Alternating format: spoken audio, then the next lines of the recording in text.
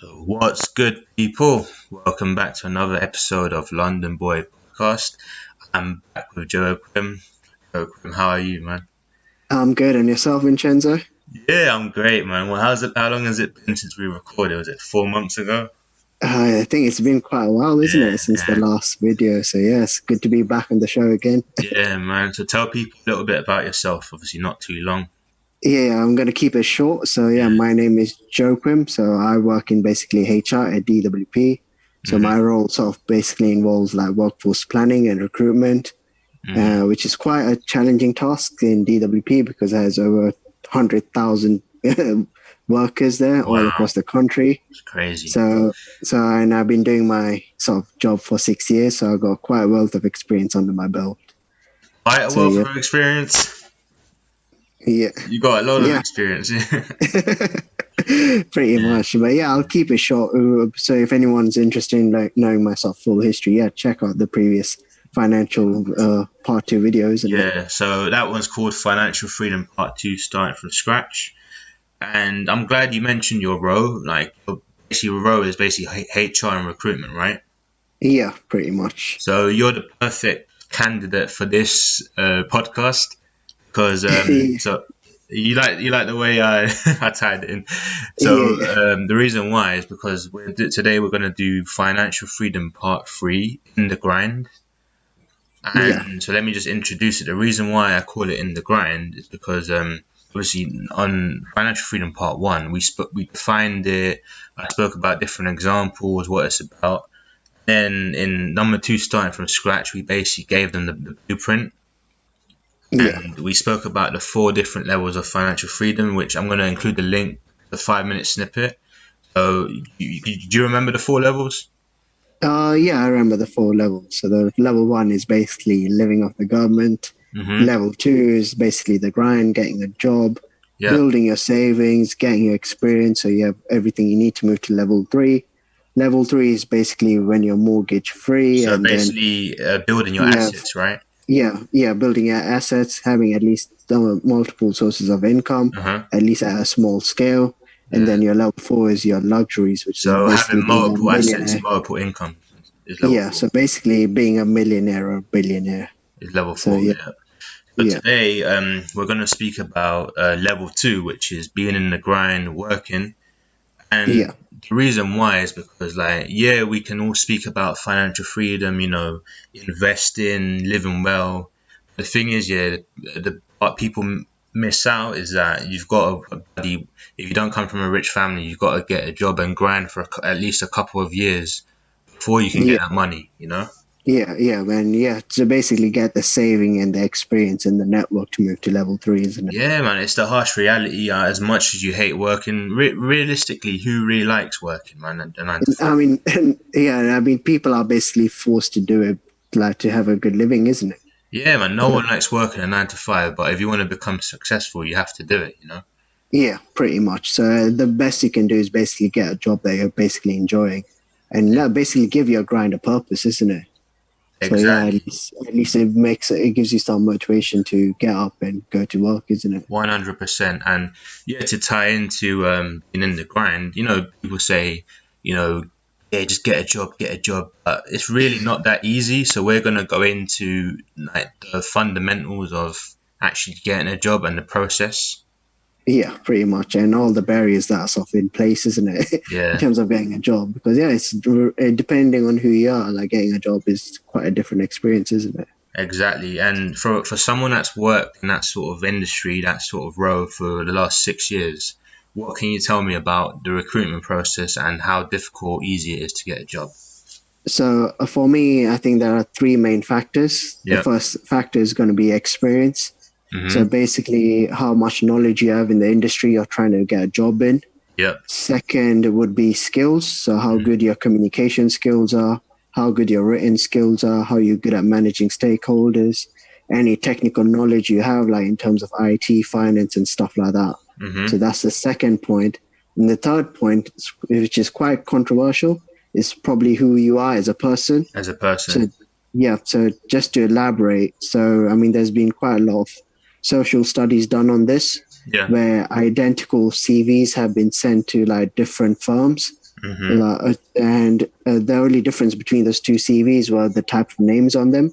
Yeah. So one of the CVs probably will have your standard English person's name. The Mm-hmm. other one probably have an ethnic name. Yeah. And when we send those CVs across to those firms, 80% of the time, the person who's called to an interview is a person who has an English name. Wow. So that's like I mean, yeah, I mean, there is some bias going on in society, Yeah. which is quite difficult to tackle. Some Which, biases.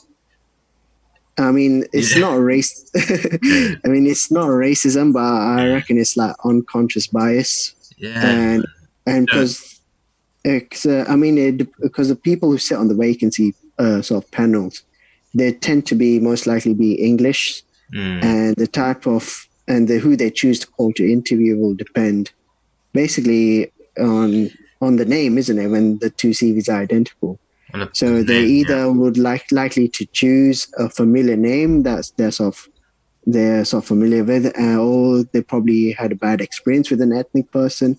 That's why they chose a English name half the time, or maybe they just don't like ethnic people. That's why we sort of have these situations where even though you have the skills and the experience, it's just the name or any other sort of your Yeah. Of background is what impacts. So basically, course. you getting the interview, Yeah, and man. it's basically So, like, yeah, specifically in this country, if you put the same two of the same CVs, the one that says Jason Smithson will have a better yeah. chance than Lorenzo Patel. Yeah, pretty much. Even Yeah. though they have the exact same skills and experience under their belt. So Yeah. yeah, it's because in the end, like humans aren't exactly unbiased creatures. They're biased creatures, man. They have their preferences and stuff Of like that. course. Yeah. Which is why like when you go to see all these major firms, like they're all basically whitewashed, aren't they? And yeah, Yeah. and this is sort of the cycle it causes where all the organizations that are built up, they Yeah. basically just have white people in them, and they Yeah. don't have a lot of diversity going on, isn't it? And I funny mean, enough, like we call it for what it is, but they can call yeah, it keeping it professional. yeah, pretty much, isn't it? Yeah. I mean, you just have to walk down like Canary Wharf and stuff like that, isn't it? And Mm, you'll see that every other person is cut from the same cloth, isn't it? of So course, pretty man. much, yeah. So pretty much, them they probably like went to the same schools, or so they went to the. So, oh, they all have the same background, so they have the pub culture going on, the holidays, the coffees, and whatnot. Yeah. So yeah, and even though you might have a bit of like color diversity, I don't think there's any cultural diversity. Yeah. So But I mean, even if the person's from a different color or ethnic background, they're yeah, still subscribe to the same activities and the same cultures. yeah, pretty Yeah. much, and that's where the stereotypical phrase "coconut" comes from, isn't it? Mm, I mean, yeah, yeah. stereotypes basically comes from observations, isn't it? Of That course, man. people see in society, But and yeah, before we go into cultural biases and systematic racism and all that, let's yeah. speak about the first stage, so the first factor experience. And So, basically, the first barrier probably is like, I mean, when you're starting to sort of apply for a job, the yeah, first thing you have to do is basically choose what job you want to apply for, isn't it? yep, of course, So basically, that means like not choosing a job that pays you 100K where you have no skills and experience for, hmm because you'll just end up wasting your time and the person's who's sifting your application's time as well. yeah, So applying for the right job is quite important. So you have like a fair chance in terms of getting the job, isn't it, that you want? of course. So yeah, you were gonna say? So you say applying for the right job. So if you have a background in IT, you're not going to Yeah, apply for a chef job, but you're going to apply yeah. for an IT job. Yeah, pretty much. Yeah. If you have experience in finance, you're not gonna go and apply for IT jobs Yeah, because you're not gonna have the right skills and experience as well. okay, So but what if, let's say, you're passionate about IT and you love it and that's what you want to go into, but you've literally just finished college and you've never worked in the field, but you want to get into the field. But people say you need experience, but in yeah, order to get experience, you have to start somewhere. yeah. So these are basically the entry level jobs, isn't it? Yeah. So like the difficult thing about entry level jobs is there's only like basically three routes for you to sort of get your foot into an organization, and that's basically through apprenticeships, grad schemes, and traineeships. Mm, And yeah, and those three schemes are quite competitive. And yeah. the person who normally tends to have an edge in those sort of schemes and candidates who tend to be successful are people who already have some sort of experience in that background. So Hmm. that will not it won't be like from a full time job, but it'll be From like an basically internship. yeah from an internship Internship. Yeah. doing volunteering in a similar field, like doing job shadowing and stuff like that. Because like especially when some of these candidates have like parents in high sort of high positions in like well established firms, they Mm, sort of tend to get like these job shadowing opportunities and things like that. mm, And they use this to their sort of their advantage, isn't it, to get upper hands on other candidates.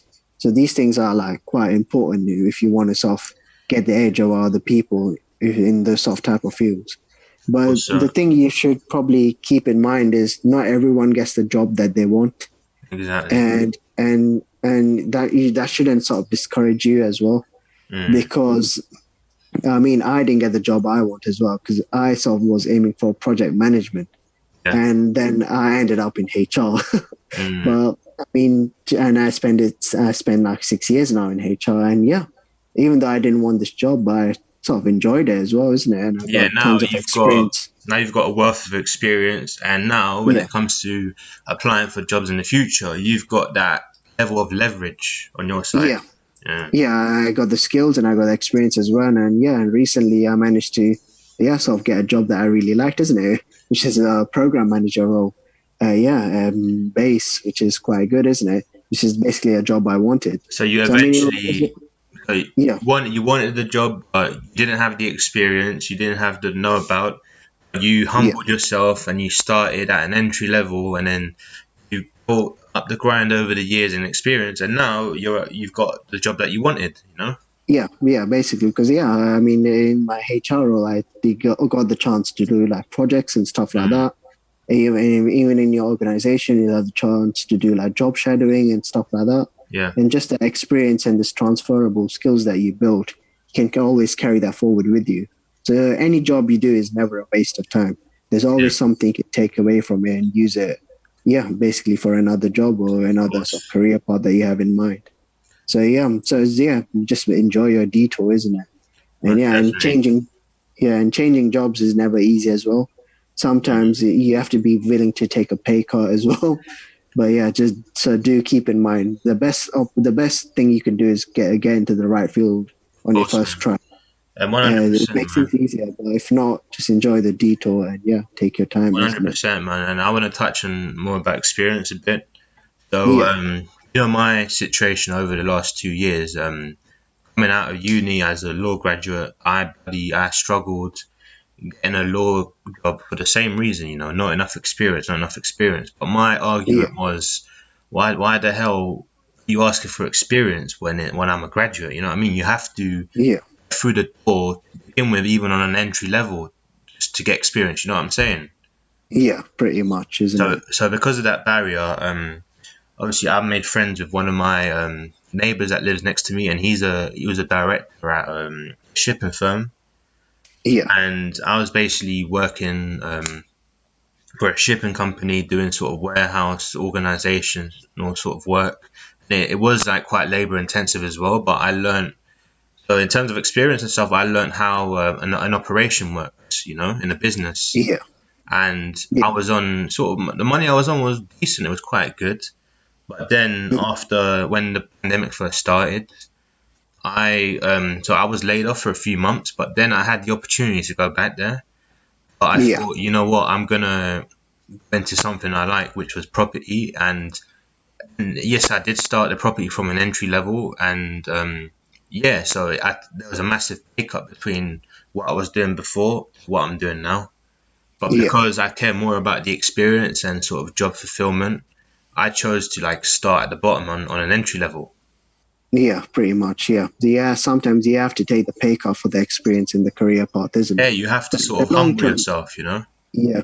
But in the long term, it always pays off, isn't it? It does, man. It does. And I'll Yeah, give an example. Even touching back on experience, even at the beginning of this sort of job, like if you'd put me on the job interview, I'd yeah, sort of my span of knowledge and communication regarding the role was very limited.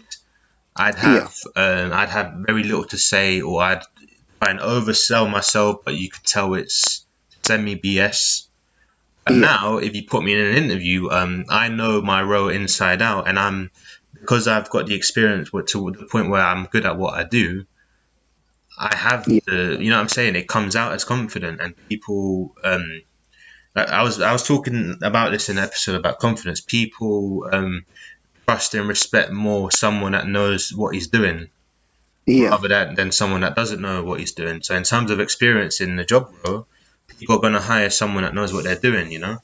Yeah, pretty much, isn't it? And yeah, even some people who didn't end up with the jobs that they didn't like Mm, especially in my areas, there was quite a few graduates. I think I mentioned to you before. yeah. There's like people who had like electric engineering and Wow, biomedical engineering degrees.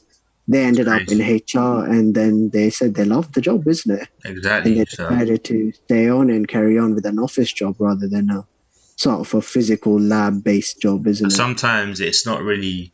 Sometimes you might get rejected for something you want to do, and then it turns Yeah. out that rejection was a positive thing. You know. Yeah, and you basically Yeah. ended up a job that you really liked, isn't it? Mm, Because the thing is with those jobs, it was quite difficult to get a position in that area if you don't have any networks, especially when it comes to biomedical engineering and electrical engineering. And yeah. most of those jobs are tend to be lab based, Yeah. so they would have had quite a difficult time during the COVID pandemic and stuff like that. But they were lucky that they managed to get an office based job in HR, and yeah, ever Yeah. since then they enjoyed it and they never thought about leaving this Exactly, public man. sector side of things, isn't it? So So yeah, experience, man. It doesn't matter what role you get into. The yeah, experience is sort of yeah, a tangible skill, man. You can also apply it when you do get the job you want. You know. yeah. And Yeah. you might just be surprised at once as well. You might end up doing the job that you inadvertently got. Yeah, man. Yeah, I enjoyed my time in HR, man. So Yeah, when it wasn't bad, and yeah, I'm glad I'd done it, isn't it? These 6 years. so when you think about it, man, experience is just technically a skill, and it's technically like a superpower. You know, when it comes to Yeah, career. yeah, pretty much as Yeah. well. Cool. So is there anything else you want to say on experience? I think that's about it, really, from Cool. sort of choosing the right job sort of thing. Yeah. Wicked, man. So tell me the second sort of barrier then. So the second is basically doing the application itself, The and application. Yeah. yeah, Yeah. and we call it like the sifting stage. So Mm, basically, the vacancy holders basically have a checklist of what their perfect candidate looks like, yeah. and most of this, and so this checklist is like quite clear if the Mm, job description is quite good.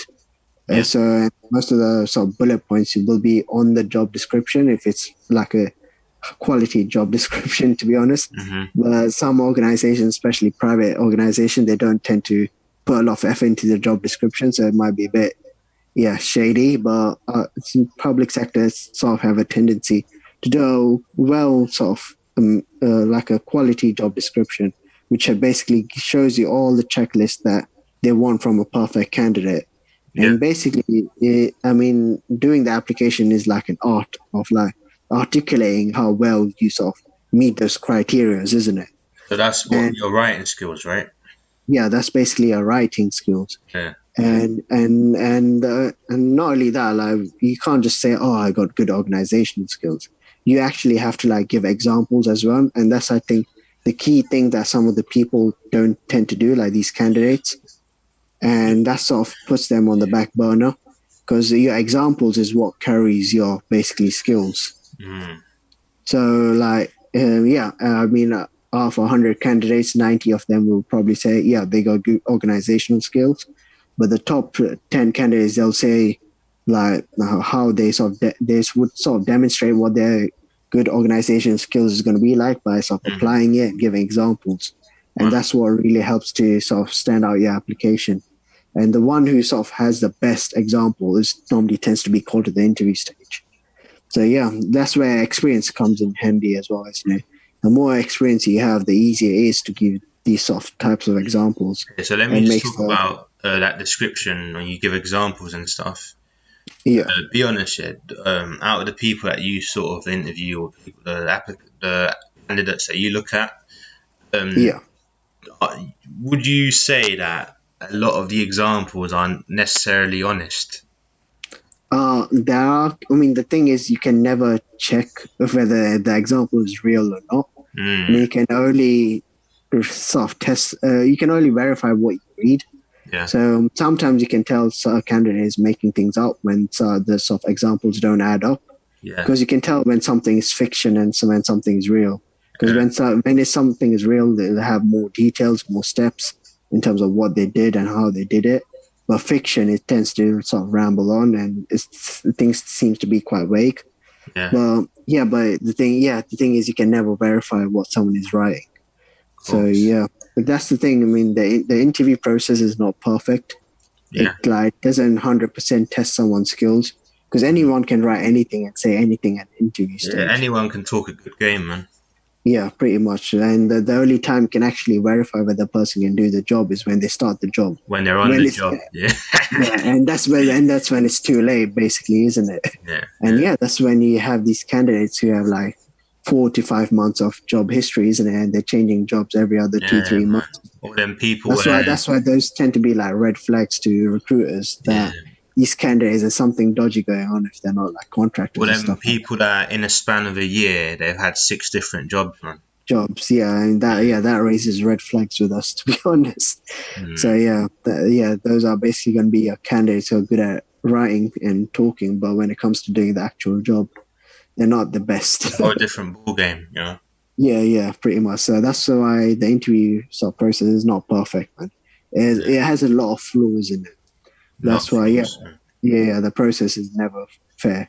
So that's why you need to, yeah, basically step up your game, isn't it? And get every advantage you can.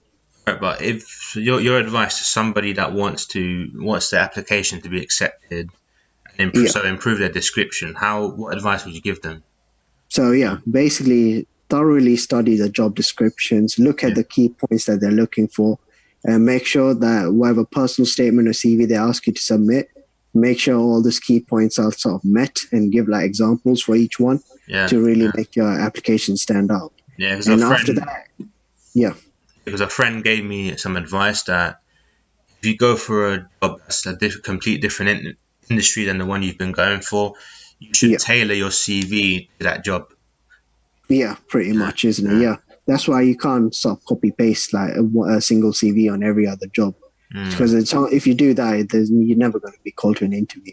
You yeah, have to tailor your CV to that job because mm, every job description is different.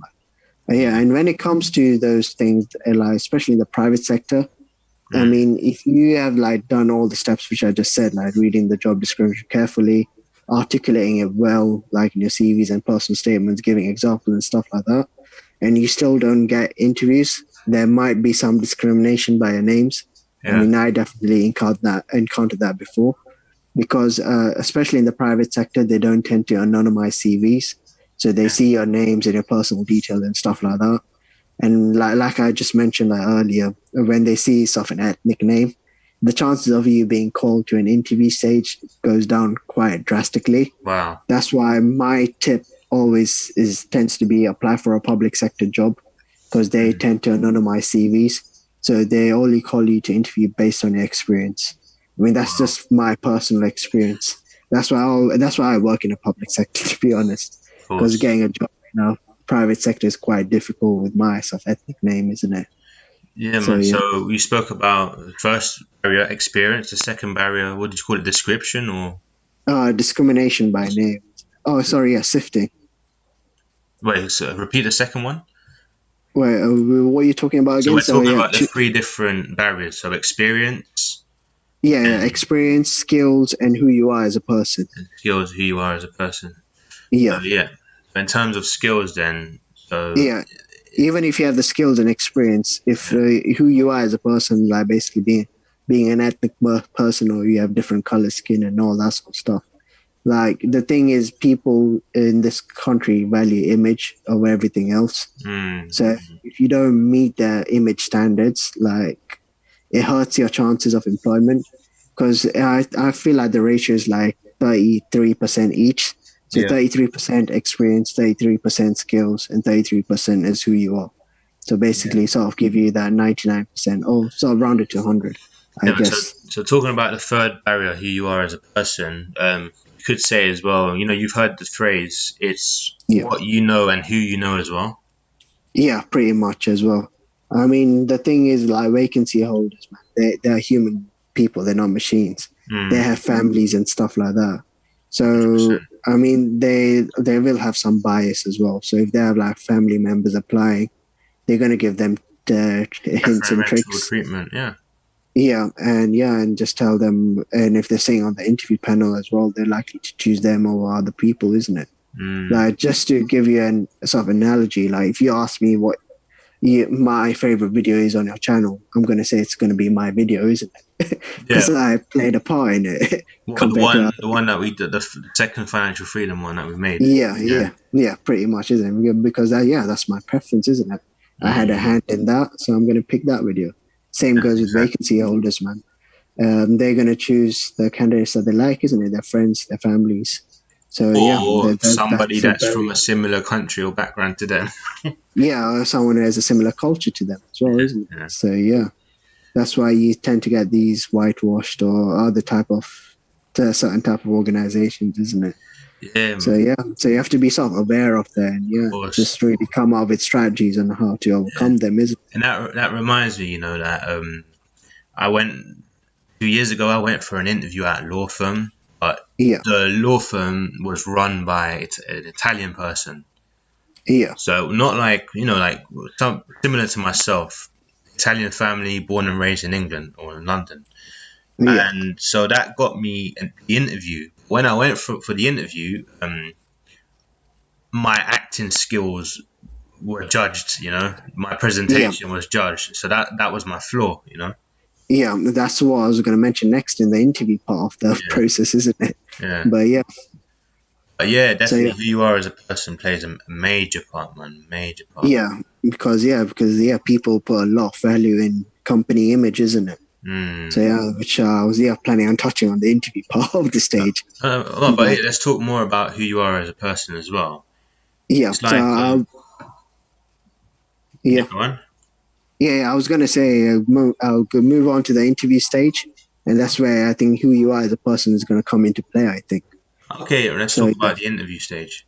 so yeah. Normally, if you get lucky and you get called to an interview, Mm. I mean, for what my advice would be is basically they're gonna ask you questions based on examples. Like they're gonna say, "Oh, tell me about a time when you gave like a good customer service to someone or something like that."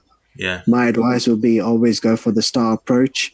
So explain what the situation was, explain what the task was, and give like a description in terms of the actions you took, and Mm. sort of explain what the results were of your actions and what impact you had on the situation. And Mm. I think that's like what recruiters are looking for, like a thorough description of an example of these, and yeah, basically of these examples they're asking from you. Yeah. And basically with the type of question they're going to ask, I think you can sort of semi predict what they're going to ask based on the job it is, Mm-hmm. especially if it's like a customer facing jobs, they're going to ask you customer based questions. Yeah. If it's a finance based jobs, they're going to ask you like how you manage like a financial budget or something like that. So yeah, you can sort of predict what kind of questions they're going to ask. And you Yeah. can always Google some of the general interview questions as well beforehand. And yeah, and just practice on them, like do a little bit of self reflection. And but make sure you know that you can't prepare for every question, and you have to be ready to like think on the spot and be confident. Yeah. And Definitely. just don't be afraid like to take your time, isn't it? To sort of think about your answers.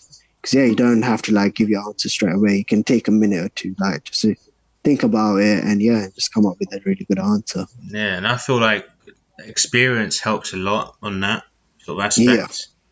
And yeah. Like you mentioned, isn't it? If you have the experience and you know your role quite well, like describing these sort of situation becomes a lot more easier, isn't it? Exactly. You have the confidence to talk about it. Yeah, But one thing I have noticed, man, like there are people that are no smarter or no more experienced than me and you. yeah, When it comes to their interview, it's like they sort of put on an act, and the employer buys yeah, it. yeah. That's the thing, isn't it? Yeah, When especially like how I mentioned before, at the sort of sifting stage, that you get discriminated by a name. But yeah, however, if you're lucky enough to get to the interview stage, you're mm, gonna get next stage. Your next type of discrimination you're gonna face is based on your looks and your accent. yeah, So, and yeah, that's gonna be quite harsh, isn't it? Because in the end, company image is the most important thing for them, yeah, and the way the vacancy holder thinks is that they're doing a great job currently in their role, so they want someone like them in a similar position, basically. mm, So they're gonna hire someone who looks like them. And the thing is, companies are already whitewashed, so the mm. chances of them going to pick an English person with a sort of a Queen's English accent is Speaking, going to yeah, be, yeah, there's going to be a priority for them, isn't it? yeah, man, So that's where I think, like you mentioned, your acting skills come into place. I mean, yeah, I mean, the thing is, you have to put on an act, to be honest. 100%, man. But Yeah, because even, the thing is, yeah, go on. yeah, no, I'll let you finish. I'll let you finish. Yeah, the thing is, these vacancy holders, they want you to fit a certain mold or an image that they Mm, have for the perfect candidate, of and course. that's where your sort of your acting skills have to come in place and sort of deliver the mold and image that they're looking for. Of course. But my advice would be is do it because the thing is like once you do it and get the job offer and you put your foot into that organization, after that you can just be yourself. That's what I do. Like I Exactly, give man. them what they want at the interview stage, and then once I get the job offer, I'm going to be myself. Yeah, man. Because at the end of the day, yeah, like this world, life in general, is every man for himself, right? Yeah, pretty So that much. means you have to adapt and play a part to get through the door, and you Yeah, can do it, man. And then once you get through the door, as long as you work hard and your actions meet your talk, your speech, yeah, you'll do well, you know. yeah. It makes you think like so many barriers there are, isn't it? Like you face Yeah, barriers in terms of your names, face barriers in terms of looks and accent. You face barriers if the vacancy holders have their family members waiting to get that job that you applied for. It's like, yeah, there's a lot of barriers. That's why who you are as a person really matters. yeah.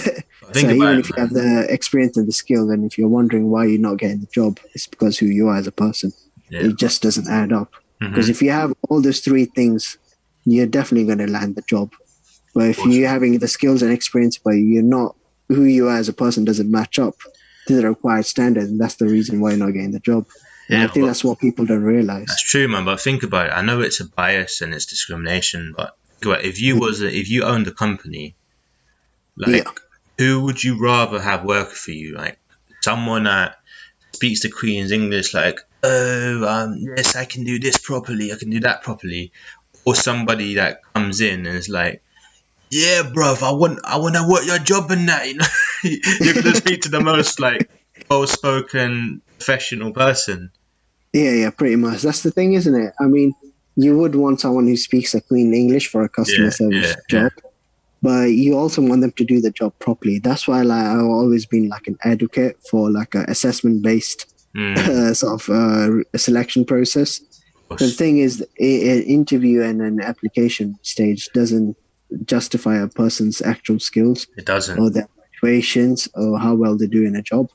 That's why I think the best way is just to have an assessment center, like put them in these type of situations and see if they actually have the skills and experience to deal with these sort of problems, isn't it? Yeah, man. Because like realistically, like the person that speaks slang might Yeah, be a better worker than the person that speaks the Queen's English, but the difference yeah, is their presentation and acting skills. You know. yeah. And the thing is, you can put Yeah. the person who speaks slang, like if he's a good worker, you can put him in the back end of the office where he doesn't like have to see like front facing He clients, doesn't isn't it? represent the image. Yeah, Yeah, and yeah, you yeah, can have the someone who's speaking the Queen's English in the front, isn't it? Where he's yeah, like client facing roles, isn't it? yeah. And yeah, you can have like a perfect balance of different cultures and diversities, isn't it? Mm, And yeah, that sort of really helps to elevate your organization, isn't it? It yeah. helps it to perform better as well. Of course, but So like yeah, you said, man, people are more inclined. to live up to their image, so they're more inclined to get people that look like them, talk like them, and people that are good at their presentation. Yeah, But pretty much. That's why, like, unconscious bias. That's why mm, it's like so important, isn't it? To raise awareness. But I mean, unconscious bias training is not going to erase all these problems. If yeah, anything, it'll raise awareness and sort of help it to improve things a little bit better. But I yeah, can. we just have to realize that humans are biased and have Mm, preferences. but the thing And is, yeah, yeah, world is never going to be fair, man. but the thing is, it's the companies that are doing that. They're shooting themselves in the foot because I can Yeah, wholeheartedly tell you, like I've known people in the past that their acting skills, they can land any job. yeah, And the pretty thing is, much. yeah, these people, they're such good actors that they can probably win an Oscar if they wanted to. Yeah, pretty much, isn't it? But the thing is, yeah, these same people that land the role and can win an Oscar, they can't hold down a job, man. Yeah, they can't. They can barely last 2, 3 months, isn't it, They before they can have to barely start? last a couple months in a job, man. Why is Yeah, that? Because your actions and your hard work doesn't live up to your presentation. yeah, and yeah, that just identifies a flaw in the sort of selection process, isn't it? And Mm, yeah, it's just a loss for the organizations who don't invest in recruitment, isn't it? Because yeah, yeah, they're losing out good candidates and they're hiring candidates who can't do the job. They're they just can just talk a repeating good us. game and that's it. Yeah, and yeah, just end up redoing everything again, isn't it? Which is a waste of time. And money. So yeah, yeah, and if anything, it hurts the egos of like decent workers, isn't it? Who are willing to Mm, put in the effort. So yeah, yeah, 100%, man. So we've spoken about the three different barriers, man. Is there anything you want to add on to it? I think that covers everything. To be honest, I think yeah, we went quite in depth into that. Cool, man. So So from a financial freedom standpoint, yeah, so actually getting a job and adapting. Cool. So let's say you've adapted into the job. yeah, For someone that ideally wants to, save money, invest, and branch out, yeah. what advice would you give them? Stay in your role for a few years, go for higher paying roles, or take the risk and put it all into a business? Like, what advice would you give on that aspect? So I Yeah, think like progression is quite important. of I course. mean, I would advise people like to do it at their own pace and what sort of feels right to them. So Mm, I wouldn't tell someone just to rush it because like they want to finish their grind quicker. yeah, yeah. But yeah, the thing is, the harder you push yourself, the more experience and skills you're going to build, Mm, and then the more you're more likely to be successful in getting a better job as well if you have that under your belt. mm, Mm, but I mean, the thing is, if you just keep on pushing yourself as well, you might end up being burnt out as well. mm. So yeah, you have to like carefully balance it. And plus, yeah, I mean, yeah, you have to be conscious of like your savings and stuff like that as Of well. course, that Because plays a yeah, major part. yeah, because the end goal is basically like you getting experience and building your savings so you can move out and yeah, get a house and be mortgage free as quick as possible. And Yeah, and then you also gradually have build to your be aware assets and that your income. Yeah, yeah, and to do that you need to have experience in the field that you're working in, isn't it? And make sure it's like it's going to be helpful for you, isn't it? And you're yeah. passionate about. So for me, like I did 6 years of recruitment.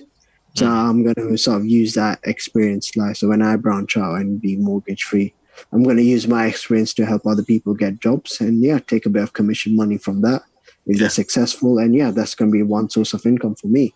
of So course. like make sure that your experience has some real life sort of value to it, isn't it? So you can use it to become a freelancer and stuff like that. Yeah, So yeah, I mean, yeah, definitely. I think I would advise people like to push as much as they can for themselves yeah. and like try to progress in their job as quickly as they can. Of course, So of yeah, because course. that will only help you to finish your grind faster, help you build experience a little bit more quicker as well. And yeah, And and it also, will help. Yeah, something I want to say to people that are in the grind. Yeah, yeah, be patient. Like enjoy the grind, enjoy the yeah, process, man. Every day, go into work thinking what can I learn today? You know what I'm saying? Like yeah. actually enjoy the grind because I tell you what, if you're rushing things, you're not going to build anything substantial out of it. Yeah, that's true as well. That's why you have to strike a sort of good balance between learning something and just pushing for the sake of pushing, isn't it? Because yeah, you Yeah, have to learn something from your experience, isn't it? If you're going to build something on it later down the line. Yeah, So hundred yeah, percent. that's definitely a good point. It's like So then yeah, for six, someone like we mentioned, there's people that can barely hold down a job for a few months. yeah, A year can go like nothing. Like you've been in your role for 6 years, 6 years. I mean, yeah, that flew by so quickly. I didn't even realize. and But by the yeah, time you probably reach that 10-year mark, you can honestly, you probably have the experience now to start your own business. You know what I mean? Let alone yeah, yeah, 10 years. You know? yeah, pretty much. I mean, I helped my sister get a job when she was made redundant. Yeah, So yeah, I'm pretty confident that I can help people land the jobs and yeah, start a freelance business myself, isn't it? So yeah, I mean, exactly. and HR was something I didn't even think about doing. And I just ended up landing this job, which wasn't even my first preference. But yeah, I Mm. enjoyed it, and I'm going to use this experience I learned to sort of make a business out of it. And yeah, Yeah, 100%. And even like I said, enjoy the grind, be patient. Like Rome wasn't built in a day, yeah, and it takes time. It's not going to be an overnight thing. Yeah, I always say it's going to take at least 10 to 20 years, man. Because yeah, mm, and during the time can like sort out your life stuff as well, isn't it? Like finishing a mortgage, getting married and whatnot sort of thing, isn't it? So you got yeah, other things going on as well. So yeah, it's just like take your time with the grind, enjoy it as you go along. one Take million some nice percent. holiday, yeah. Take some holidays breaks, enjoy yourself. Yeah. By the end of it, you have, make sure you have something to look back on. So have some savings, have like a mortgage-free house and some experience that you can start a freelance business. Yeah, the end goal for level 3 is basically to be a freelancer, isn't it? So Yeah, you're stuck in this 9 to 5 grind and you can work at your own pace whenever you want. yeah. And you know what the funny thing is. We say that you gotta be patient, you gotta make the savings and enjoy the grind. Yeah, The people that probably work until 71, they're usually the yeah, ones that probably hate work and then yeah, waste their savings away, and then they're back at square one. You know? yeah, pretty much. And yeah, the thing is like these people who live like for the weekends, isn't it? Yeah, Like they get the paycheck, they spend it the next weekend. And yeah, when they're back to square zero, I mean, those are the type of people who tend to have like mental issues and go to depression and stuff like that. yeah, Because when they yeah. look back at their life, they have nothing to show for it. There's nothing to show And for it, and yeah, they went to work, they spend all their money, and they're just redoing the same week again and again for the rest of their lives, yeah, with a 40 years mortgage looming over them. yeah, the 40-year So, mortgage, mate. You know? yeah. So yeah, man. So that's why you be careful and avoid those sort of things. Oh yeah, like we mentioned in our previous sort of video, Mm, like yeah, don't just stick in London. Like open your mind and yeah, branch invest. out. Go yeah, branch out. Go to other cities where you can get like cheaper houses. Like I've been Mm, looking at Newcastle. You can get a 4 bedroom detached house, new build, for under 200,000, which really, is yeah. And if you're going to buy that sort of house in London, it will cost you £1 million plus, isn't it? it's So, ridiculous. so yeah, just like, and yeah, and there's Newcastle is a city. There's plenty of jobs out there as well.